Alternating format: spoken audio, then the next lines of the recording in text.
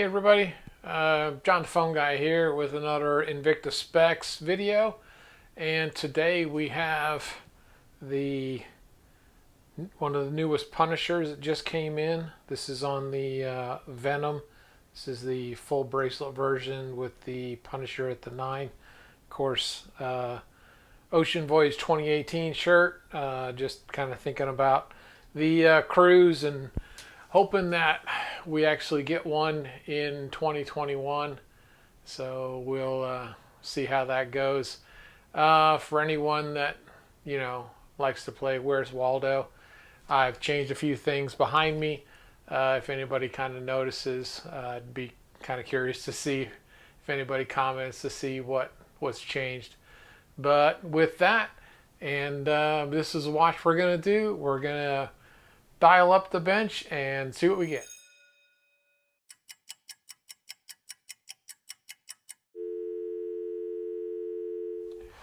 Hey everyone. Alright, so we have the Venom Punisher. This is model 32427. This is a full Venom bracelet version. Gen 1 bezel design. Of course, it does have the flat, not the domed original Gen 1 case back.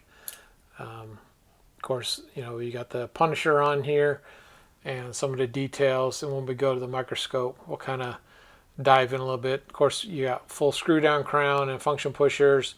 You got the two-tone going along, full scissor deployment class with the alternating silver tone, stainless steel color on the diver class. And of course, you've got the details here on the back of the case, limited edition, model number, all that sort of stuff. One of the things that's kind of unique about these newer Venoms, and I'll try and point it out to you, is the bracelet. Actually, this piece right here is one solid continuous piece that kind of interlaces around here, and then this piece, if you can see right here, is actually its own independent. And what happens is this is a pin and collar, pin and sleeve, whichever way you want to say it. So it's got just a straight pin going through here, and there's a little sleeve that goes from this edge to here and holds this piece and this piece together, and then you wrap this black piece around it and then push the pin through. And you can kind of tell that this is the style, because if you notice, let's see if I can get it focused here, there is no arrows. So there is no direction, because this is not a standard cotter pin style. It is the pin and sleeve style. So, and you can kind of see if I can get this guy. So right here, this whole piece right there is all one unified piece, and it lays down inside there. I have done a sizing video on this bracelet for details. I believe it was on one of the earlier Venom Punishers, by the way. So if you wanted to look that one up, it would be under the bracelet sizing videos. So with that, we have, of course, the Ronda Z60, which has your day of the week up here. This is your chronograph, 30-minute. This is your constant running seconds. Of course, your date window down here. Your chronograph time, second sweep is right here. And then, of course, you got your hour and minute down there. And so with that, we will go to the microscope and take a look. All right, and here we are under the microscope, and we can kind of get some real details here. As you can see, there's the date window at the 27. Of course, you got the bullet markers going around. There's your 60-second. But as you can see, there's all kinds of little different Punisher skulls on the backdrop of the dial face, which is kind of cool. It's a little bit different from what's been done in the past. Of course, here we have the big skull at the 9 o'clock. It's kind of in this brushed finish. Of course, there's your day of the week. And you can see that's a 4-tooth.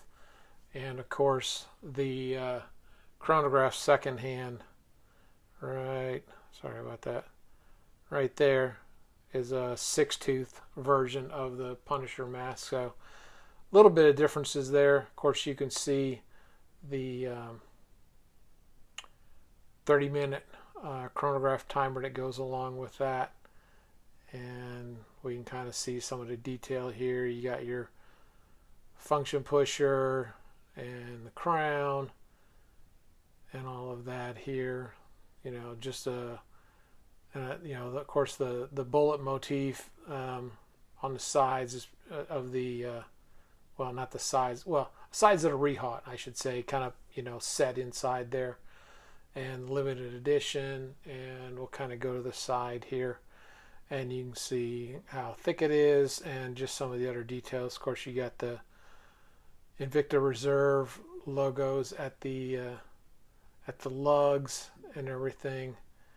And of course, on the back, I'll kind of turn this guy around, and you can see some of the details.